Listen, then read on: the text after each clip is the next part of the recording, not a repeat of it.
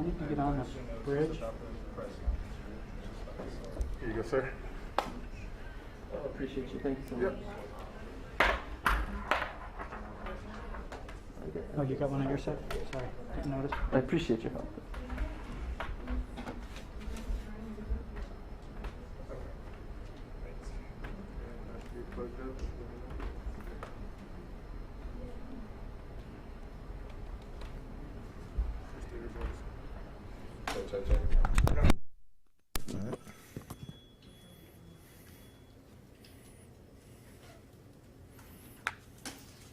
DVD just run. Hey. Okay, I'll be down there in a second.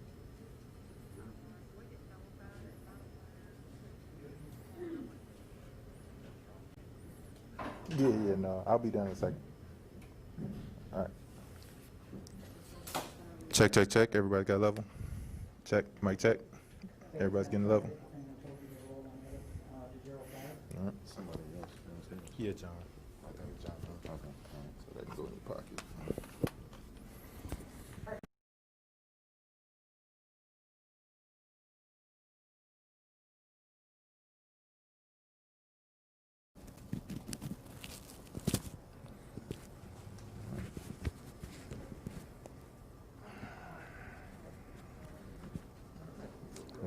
Okay.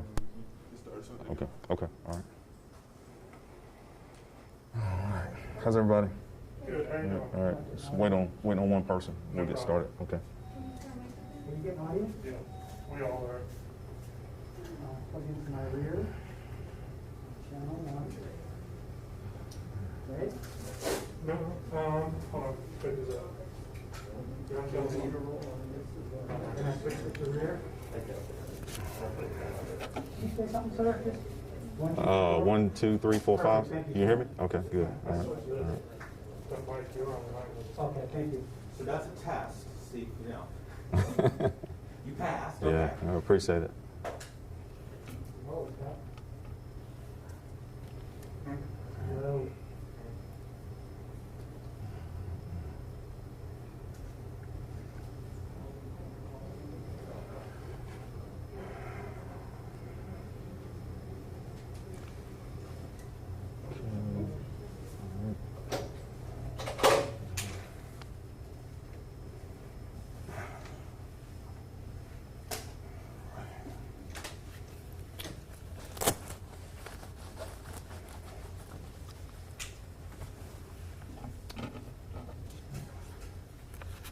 Everybody ready? We good? Okay. All right. Good afternoon, everyone, and thank you for coming. In the first 7 days of July, we've had 7 homicides in the city of Greensboro. All of these homicides in July have involved guns. I stand before you today asking for the community's help in reducing and solving these senseless acts of violence. In light of the recent events around the country, we have seen engagement from the community like never before. Communities across the country have called for more police accountability as well as policy changes, and we at the Greensboro Police Department support these conversations and will continually work to change and improve our policies. And I, as the police chief, ask you as the community to hold us accountable. As I ask you to hold us accountable, I ask that we as a community hold each other accountable and do what we can to put an end to this senseless violence. As of today, we have 29 homicides in the city of Greensboro. Of the 29 homicides, 26 victims are African American, 2 are Hispanic, and 1 is white. We have never had this many homicides at this point in the year. One of our latest victims was a young man who was 16 years old just last night. As I stand before you, I'm asking those that would resolve their issues with a gun to put the guns down. Please, put the guns down. You're killing our future. You're killing members of our community. And you're destroying families. As we work through these difficult times, the Greensboro Police Department remains committed to reducing violence in our community. We will continue to look at ways we can adjust resources in neighborhoods and find ways to improve relationships in those communities that are most affected. We will support ideas from the community aimed at reducing violence, understanding that a majority of the issues we face as a community cannot be solved by the police department. We will also work to strengthen our relationships with organizations that have the appropriate resources to address the issues that lead to violent crime. So I stand before you as a plea for help. I'm asking you to work within your communities and work with us to solve and prevent these violent crimes. I heard someone say last year, every crime that occurs, someone knows who did it. I believe that to be true. If you are that person, I ask you to come forward and do it anonymously if you must, but please come forward. I'm asking entire communities to band together and simply look out for each other and look out for our children because they are our children. I'm asking you to form or join existing neighborhood watches and groups that can work directly with police to reduce crime in your community. I know that we as a police department and we as a community have a lot of work to do, but I don't want us to lose sight that there's an increase in violent crime right here in our community that must be addressed immediately. I hope as a community we will embrace honest conversations about how we can build, repair, and improve relationships and build trust. The Greensboro Police Department will do its best each day to ensure we have the right people doing the right things the right way in our communities. As a city, my hope is that we can partner together to make Greensboro safe for all people. At this time, I would welcome any questions. Curious if you know what's behind this recent spike. You said 7 homicides within the first 7 days of July. Is there any thinking of what could be behind this? We're looking into it. As I said, we're in uncharted territories. In my time at the police department over 24 years, we've never seen this many homicides at this point in the year. I remember a time when the 20s, more or less, would be our total number for the entire year. So being that it's early July, we're at 29, it's a scary time. And if we continue on this pace, we will certainly break a record. And we don't want to break that record. We want to stop it right now. Is there a thought that maybe some of these shootings could be connected more so than we might know, or is it still under investigation at this point? Still under investigation. We're certainly looking at any possible connections. We did have 2 homicides last night that happened in a close time frame of each other.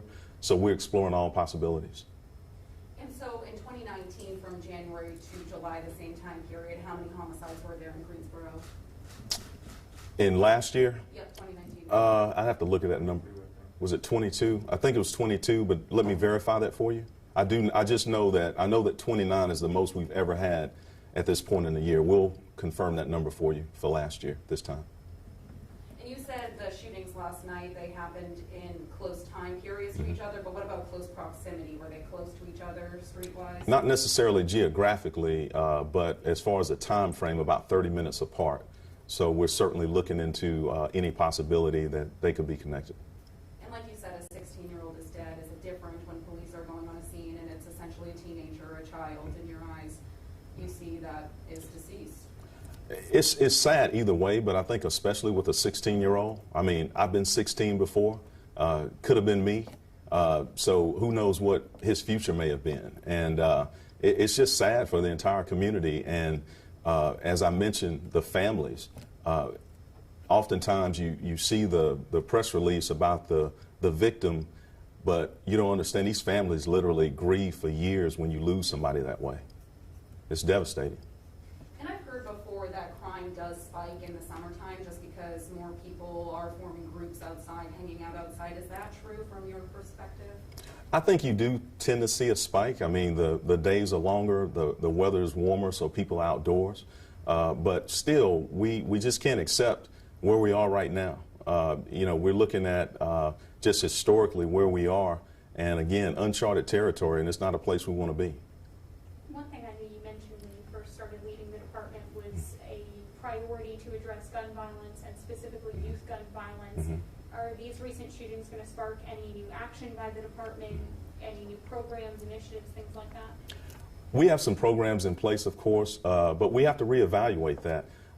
Again, you know, asking for the community's help, because we certainly can't be everywhere all the time.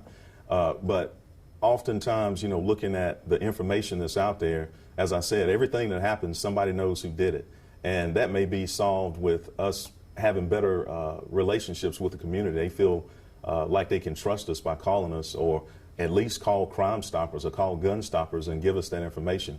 We have to, you know, this is a business that changes, you know, so when we see something different happening in the community, we have to adjust to it. So we're going to sit down, we're going to talk about violent crime, what we're currently doing, and if what we're doing is not working, then we're going to do something else. But we want to solicit that input from the community as well. Yeah. Hey, John? Chief, last year the City Council decided to put $500,000 into cure violence. I know that you don't work with cure violence, but have you seen a reduction in the areas where they are working in MLK and Smith Home? So as far as cure violence, and of course that is a separate program run separate and apart from the police department. The last time speaking with representatives of that program and people connected to it, there actually have not been any homicides in the targeted area for cure violence. So that's good news. That is good news. However, again, we're looking at 29 for the city as a total. As far as the 7 so far in July, have any arrests been made in any of those cases? They have. It is 7 cases. I can confirm the information for you. The most recent ones last night, we have not made arrest.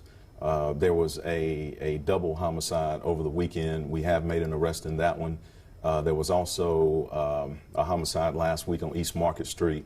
We have made an arrest in that one as well. Yeah. In regards to the shooting on West Barton overnight, do you have an update on the condition of the 15-year-old, or is it the same? So the victim, of course, is deceased. The 15-year-old, I think those injuries were non-life threatening, so I think he will be okay. Is there any surveillance video you're reviewing? Not that I'm aware of at this time. All right, guys, thank you very much. That's going to be it for now. So, thank you for coming out. We appreciate it. Thank you. Thank you. Thank you. Thank you for coming. Thank you. Yes.